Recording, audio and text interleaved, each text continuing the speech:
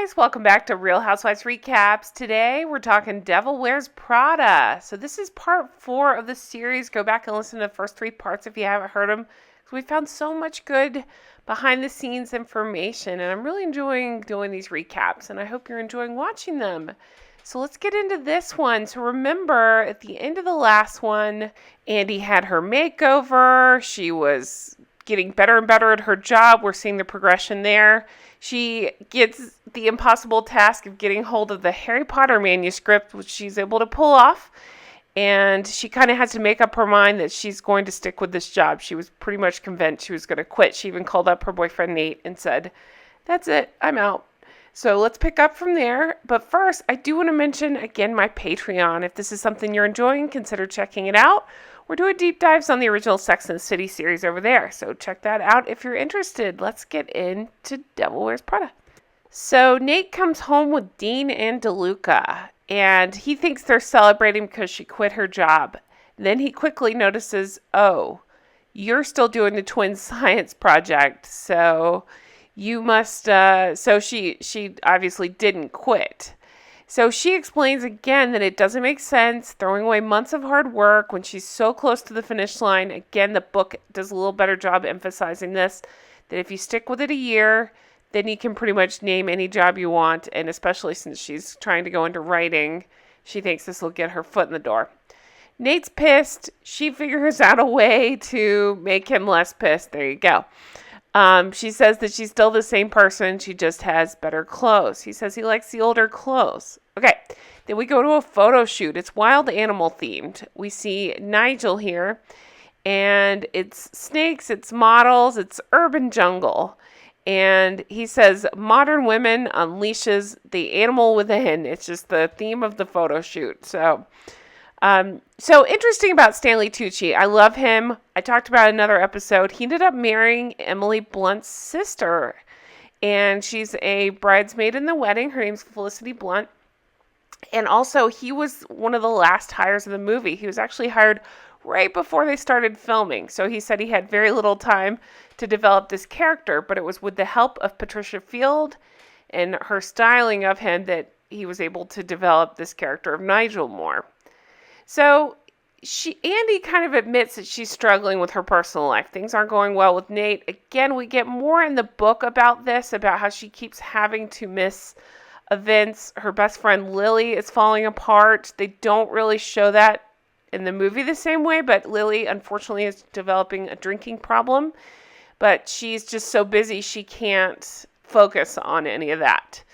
Okay, we go to a meeting with Miranda. So Miranda is being full-on Miranda mode, where she never raises her voice, and that was a character choice of Meryl Streep. She didn't want to raise her voice. She thought it would come across much more menacing if she kept things quiet, or her voice quiet, versus the book, where Miranda is often having screaming fits. So she's pretty much making everybody feel like crap at the meeting. She says, "Thank God somebody came to work today," when Nigel has an actual good idea.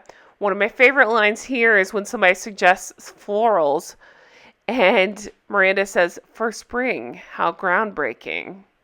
Emily comes in, and unfortunately, she has the plague. She's coughing. She's got nose issues going on. She sounds terrible. She looks awful. Miranda asks for antibacterial wipes, perhaps. So the whole thing is, remember, Emily is so excited and preparing for this trip to Paris. It's the big event of the year for all of them. Emily has been excited because she got bumped up to first assistant. She knows she gets to go. She's just all she can talk about. Okay, so this night they have a benefit to go to. And again, it's the first assistant only that goes to this. So Andy's excited because it's Nate's birthday, and she finds out she actually gets to go home a little bit early for once. So she's super excited about that. You can imagine how this goes. She goes to leave. What happens? Her phone rings. So, of course, that's Miranda calling her back into the office. Now, let's talk fashion for a minute. A lot of people said they really like this top. I don't know. It kind of bugs me. I'm sure it's partially because it's a little bit dated, but I don't think it is overly flattering. I think the neckline, I like an interesting neckline, but I think that one's just a little strange with the sleeve length and all. I'm just not a huge fan. Okay. So turns out Miranda has found a way to torture them even more. Andy's supposed to go celebrate Nate's birthday. Things are already tough between them. She says, nope, you are going to this benefit too. I need both of you guys there. I need to make sure that you're fully prepared with this guest list. So she has to sit and memorize who is who based on photographs.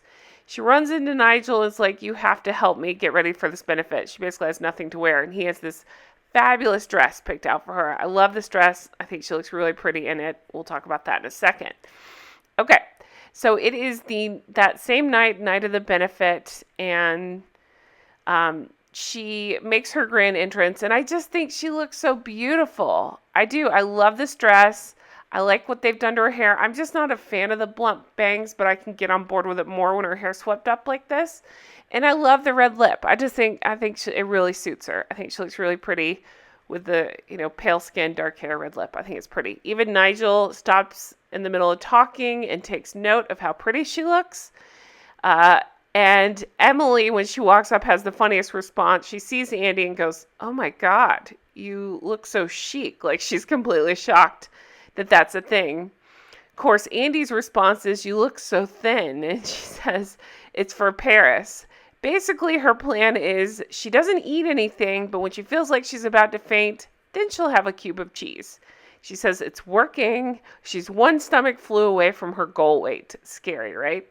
So Emily has gone on record to talk about this in real life and said that this is the only time she's been asked to lose weight for a role and was told to get scary skinny. So she said it was pretty miserable to do that. Okay. So in the benefit, anytime anybody would approach to talk to Miranda didn't want it to appear like she doesn't know who is who. So Emily would whisper in her ear what everybody's name is, like, this is so-and-so, and his girlfriend's name is blah, blah, blah. Remember, he left his wife, blah, that kind of thing. So that way Miranda doesn't have any social faux pas at all. Now, what's interesting here is Emily is so sick. At one point, she just can't remember who this guy is that's approaching. She is like, oh my gosh, I can't remember. And Andy actually does remember. And so she's able to whisper it to Miranda. Emily says, thank you for that. Okay, so also at this event comes Jacqueline. She is the editor of the French version of Runway, and she and Miranda are nemesis. So it's very tense. Supposedly, she was supposed to arrive after Miranda was scheduled to leave. So the fact that they're running into each other, Emily knows that somehow they'll get punished for that.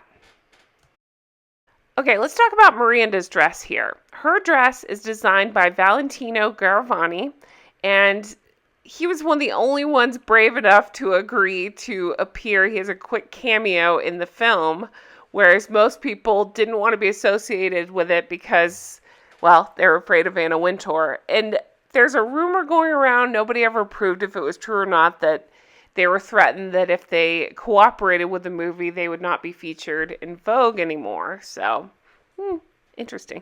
Emily's dress is Valentino. I love that one. I love the neckline. I think it looks really fabulous on her. So, one thing I forgot to mention here is that CFO we met in the elevator before, this guy right here of Elias Clark, alludes to having a meeting with Miranda coming up soon. So we'll find out more about that later, but just know it's kind of setting the stage for stuff to come. Andy's so late for Nate's birthday party. She's already in the doghouse with him over this job. So she goes running out. Of course, she runs into Simon. He tells her how beautiful she is. She's a vision. And he says, thank God I saved your job.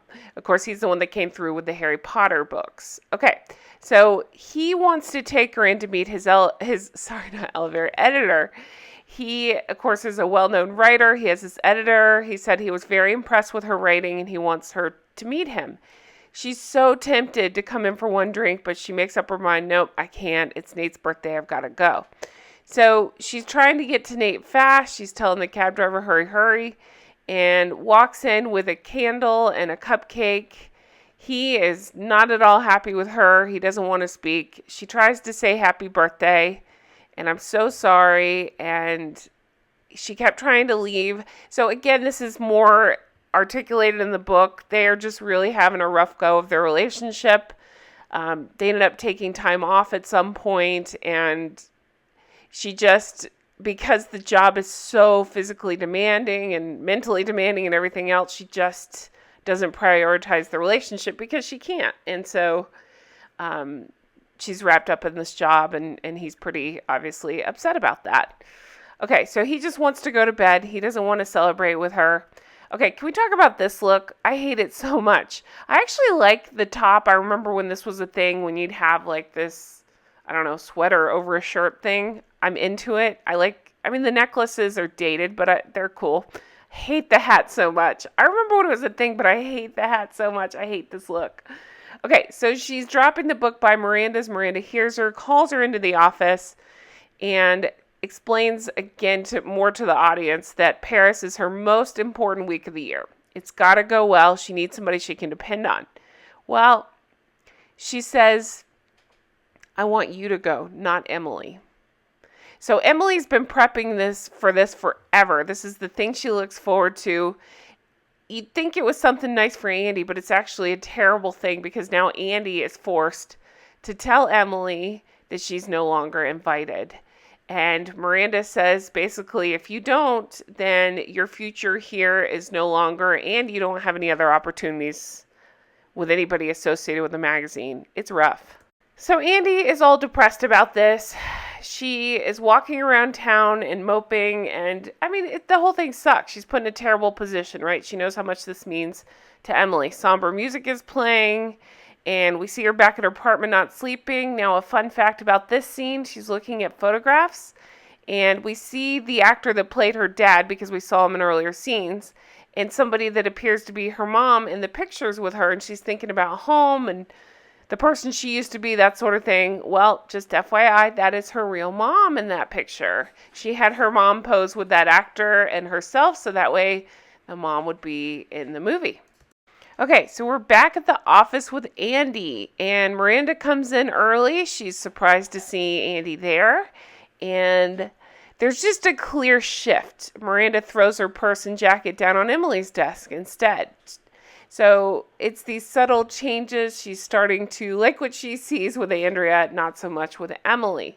She demands that Andrea call Emily right away and tell her about the Paris thing. Well, while Andy's on the phone with her, dun dun dun, Emily's running around. She went to Hermes to pick up the scarves for Miranda. She is struck by a cab. So Andrea goes to the hospital to talk to her about the whole, Paris thing. And she's trying to, remind her, listen, we know Miranda's difficult, and what am I supposed to do? I can't say no. And of course, Emily is just devastated because this is what she's been waiting for. She says, you don't even care about fashion, and I saw it change in you when you first put on those Jimmy Choos. You don't deserve to go and get the clothes. You eat carbs. What's funny is poor Emily's been starving herself for Paris. So the whole scene, she's just chowing down on bread and pudding and whatever else they have there in the hospital for her. So Andy is obviously upset, and she's trying to apologize. Emily is telling her, just go. So she's making everybody upset in her life. So I'm going to end this part here, but I'm going to fill in a little bit more from the book side of things. So in the book, things just went a little differently. It was that Emily ended up getting mono, and that's why she couldn't go to Paris. And she got very sick, which I forgot they changed it in the movie. So when Emily walked in sick, I thought that was the lead up to her announcing that she was sick. But no, that was just a way for Andy, I guess, to slip ahead and become Miranda's favorite. But in the book, Emily, like I said, has mono. She gets very sick, goes to the doctor. The doctor has to call Miranda, and Miranda still thinks it's a made-up thing, that nobody has it, and that whatever. So it's because of that she's forced to take Andrea to Paris. She's not happy about it. So the movie definitely shifted things to make it seem like Andrea was doing a better job and that Miranda was starting to favor her, because that wasn't it wasn't really the case in the book. We definitely saw Miranda pit the two of them against each other, but it wasn't quite like this in the book. So that's a difference there. But I'm going to end it here because we are getting close to Paris, and that is like the greatest scenes. I got a lot of interesting behind the scenes stuff to talk about there. Lots of looks to talk about, all that stuff. So again, I'm really enjoying this recap, and I hope you are too. Thank you so much for being here. Be sure to leave comments on your thoughts on the looks that you like, the ones you don't, what you thought of the movie, if you read the book, anything like that. I want to read it all. Thank you guys again. Take care. Check out Patreon if that's something you're interested in, and I will talk to you again soon. Bye-bye.